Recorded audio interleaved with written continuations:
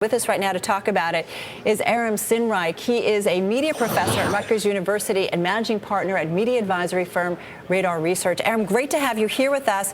You know, it does feel like music is everywhere thanks to iPods, internet downloads, etc. CD sales are down, concert revenues are down. Is anybody making money in this business? They've got to be. Oh, sure. Despite the fact that, as you say, CD sales have plummeted, there are actually a wealth of new revenue streams that have opened up for artists and labels. For a while, it was looking like 360 deals that were allowing the labels to take a piece of the artist's revenue from touring was going to save the day. And that has provided something of a stopgap. But as you point out, revenues from touring have really evaporated this year. But what we've seen is a tremendous uptick in licensing overall, music being used for TV, for movies, for video games, what have you. And I think in the coming year, we're going to see a real breakthrough in terms of a re-envisioning of what the digital music business model looks like, which is going to mean increased revenues for the industry at large and for artists as well. How's it going to get to that point? Well, right now, the problem historically has been that Apple has really had a chokehold on the industry. They've had a monopoly essentially since they launched the iPod in 2001. And we're about to see Google come into the market in a very, very big way. They're aggressively pursuing licenses for what's known as a cloud music service, a music service where your library lives on the internet, and wherever you are, through whatever device, you can listen to the songs in that library.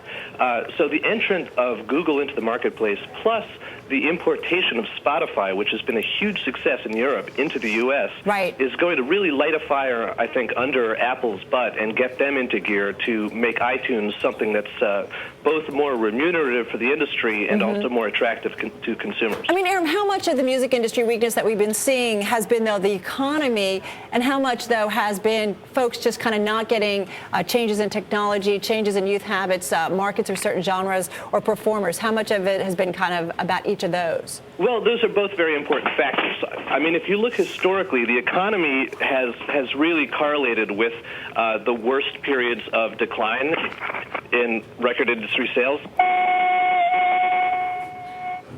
Hello? Hi. Sorry about that. That's okay. If you look historically, the economy is really correlated with the worst periods of decline in record industry sales.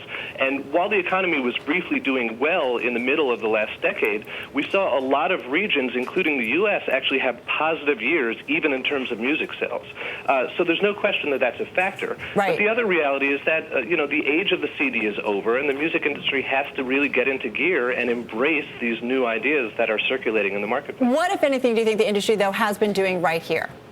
Well, the industry has begun to figure out that they can't simply use the threat of lawsuits to prevent people from innovating, which has essentially been their policy for the last 10 years. So while they're still waging war on the file-sharing networks, they're beginning to open up their licensing to a broader range of new ideas and new services.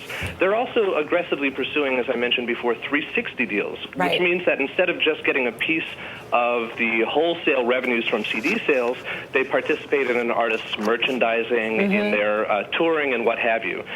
So they're beginning to think more holistically about their roles, not simply as a distributor for recorded music on little plastic discs, but as a partner to the artist in getting the word out about their music. Aaron, when you talk about new ideas, there's certainly one that hit us here in 2010. I'm thinking about the Bed Intruder song. It went viral, became the most viewed YouTube video of 2010. For anybody who hasn't seen it, I guess there might be a few of you out there. Just listen in for a second. Trying to rape them, so y'all need to hide your kids, hide your wife, hide your kids, hide your wife, hide your kids, hide your wife, and hide your husband, because they raping everybody out here. Hey, Aram, talk to us about this, because you think this was one of the most exciting developments of 2010. I do, and by the way, I plan to teach an entire class on this in the spring.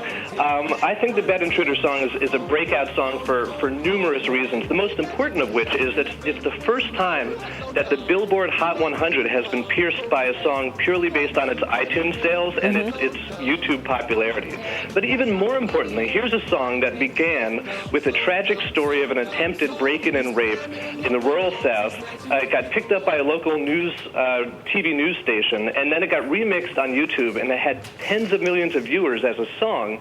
And then the song itself got covered thousands and thousands of times by its own fans. Right. And the beauty part is that in addition to making scads of money and entering the Billboard Hot 100, the remixers actually shared the revenues and the ownership of the song with the guy who they remixed, and who used the money to buy his family a new house and get out of the project. Right. So it's a real model for the way in which collaborative production and economics can transform the industry. Definitely a changing time. Aram, thank you so much for finding time for us this morning. Aram Sinnreich, he is a media professor over at Rutgers University, and managing partner at media advisory firm Radar Research.